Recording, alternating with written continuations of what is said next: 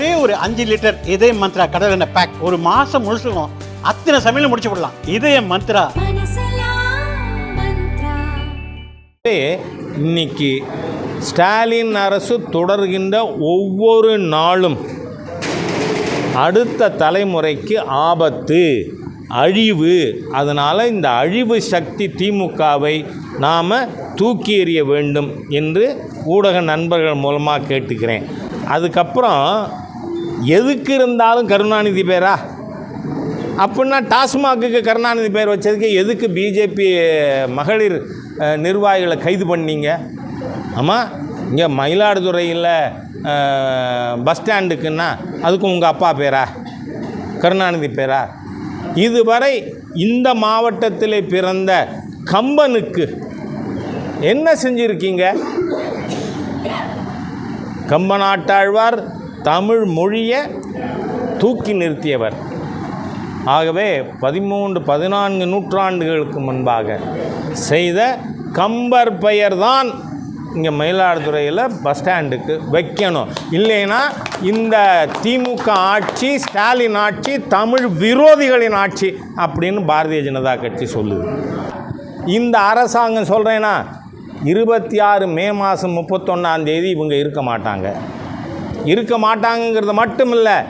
Today I go on record, திராவிட முன்னேற்ற கழகத்தில் இருக்கின்ற அத்தனை ஊழல் அமைச்சர்களும் கம்பி எண்ணுவான் 26 மேக்கு அப்புறம். அதனால் அதிகமாக இந்துக்களை சீண்டி பார்க்க வேண்டாம் என இந்த ஹிந்து விரோத தீய அரசை எச்சரிக்க விரும்புகிறேன். ஆனால் நான் கேட்குறேன், நிக்கிதா என்ன ஆனார்?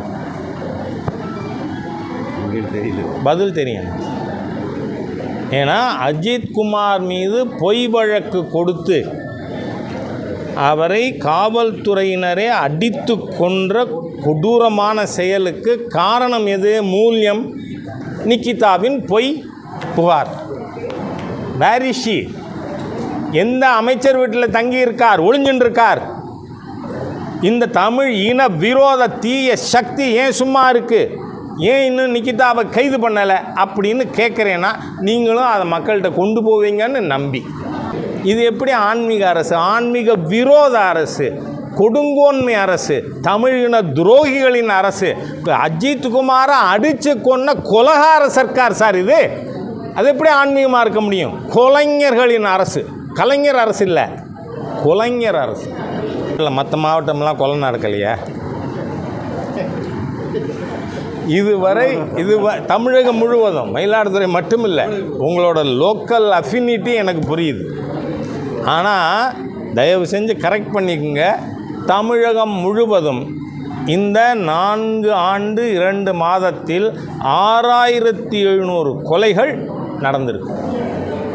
நாட் 1 or 2, 6700 கொலைகள். அது தவிர 25 கஸ்டோடியல் டெத்து. காவலில் இதில் நடந்தது, போலீஸ் பாதுகாப்பில் நடந்த கொலை 25 தனி. 6700. எந்த ஒரு மனிதாபிமான உணர்வு இருக்கின்ற குடிமகனும் இந்த கொலைகார தீய அரசாங்கத்தை ஆதரிக்க மாட்டாங்க. அவ்வளவு கேவலமாக இந்த உலகத்திலே ஸ்டாலின் சர்க்கார் போல ஒரு கேவலமான மக்கள் விரோத சர்க்கார், செயல்படாத Sarkar. He has got neither control on his ministry, nor on his government, nor on his family. தன்னோட துறை மீது, அரசு மீது, குடும்பத்தின் மீது எந்த ஒரு கட்டுப்பாடும் இல்லாத ஒரு முதலமைச்சர். நம்மளோட தலையெழுத்து இன்னும் 9 மாதம் தாங்கிக்கணும். விஜய் இந்த மாதம் இறுதியில் தமிழ்நாடு, அவர் யார்? தமிழக வெற்றி கழகத்தோட தலைவர். சரி, என்ன பண்ண போகிறார்? அவர் தான். இங்கே பாருங்கள், இந்த கொரோனாவால் இந்த கார்ப்பரேட் செக்டாரில் புது டேர்ம் யூஸ் பண்ணுறாங்க. என்ன தெரியுமா உங்களுக்கு? Work from home. Work from home.